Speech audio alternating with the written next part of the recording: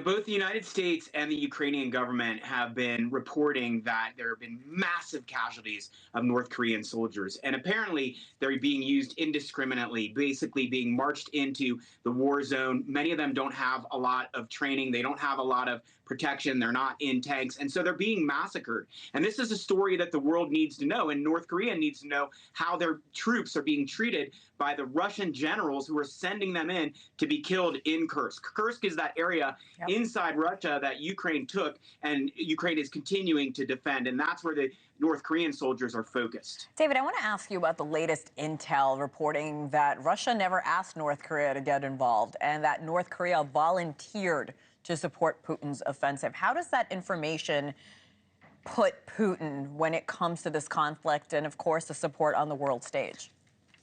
Well, it doesn't surprise me. Remember, North Korea is an isolated country. It's a rogue nation. It doesn't have a lot of friends. It desperately needs alliances. Its most important alliances are with Russia and with China. So I'm not surprised that Kim Jong-un would offer up soldiers. He wants to ingratiate himself with Putin. The problem is the way Putin has used those soldiers, and Kim Jong-un should be concerned about that. But of course, he doesn't care a lot about the welfare of his people. But I would also note that it shows some desperation by Russia that they need to bring troops from thousands of miles away, many of them untrained, they're not battle tested, and that's shows that Russia desperately needs more troops. It doesn't have enough recruits inside Russia to fill the battlefield.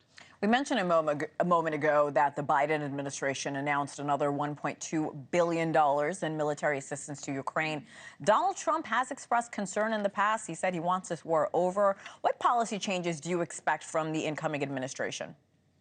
Well, first of all, you're right. I think the Biden administration over the next 3 weeks is going to surge support for Ukraine. So that's the weapons package that you mentioned. I also expect there are going to be new sanctions put in place by the Biden administration in the next couple of weeks on Russia, and they're going to target Russia's energy sector, which is where Russia gets a lot of its revenues in order to support its military-industrial complex. So I think that is definitely happening. Now, whether Trump is going to support that is a big question. I think Trump might support the new sanctions because I think he wants maximum pressure on Putin to force Putin to the table. We don't know if Trump is going to support continuing the weapons supply to Ukraine, which Ukraine desperately needs. President Trump has spoken about not wanting to continue that aid, and also his vice president, Vance, has been the most anti-Ukraine weapons aid senator in the U.S. Senate. So that's why I question whether they will do it, but it also depends on how the negotiations over a peace plan, which Trump desperately wants, goes. And if he blames Putin for disrupting those negotiations, maybe he would continue the weapons support to Ukraine. Let's switch gears here, David. I want to ask you about the Israel-Hamas war as well. A U.S.-provided THAAD missile system activated against a projectile from Yemen. How likely is it that the U.S. will keep up the same level of support when Trump takes office in less than 3 weeks?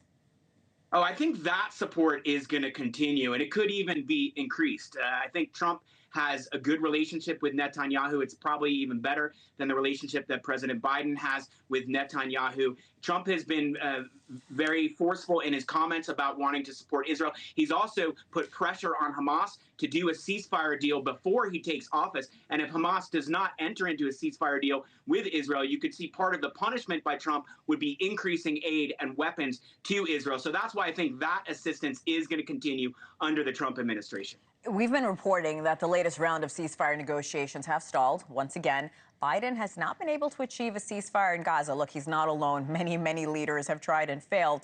Trump has promised to reach that deal once he takes office. He thinks soon after he takes office. What's the reality here, David, with your expertise?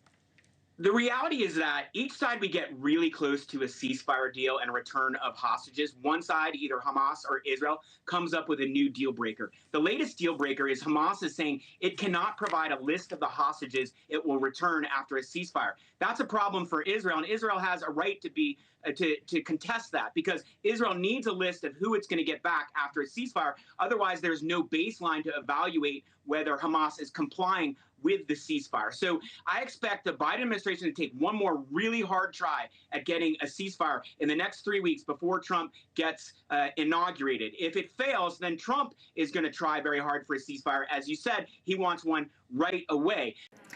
Thanks for watching. Go to joinnn.com to find News Nation on your television provider. And don't forget to click the red subscribe button below to get more of News Nation's fact-driven, unbiased coverage.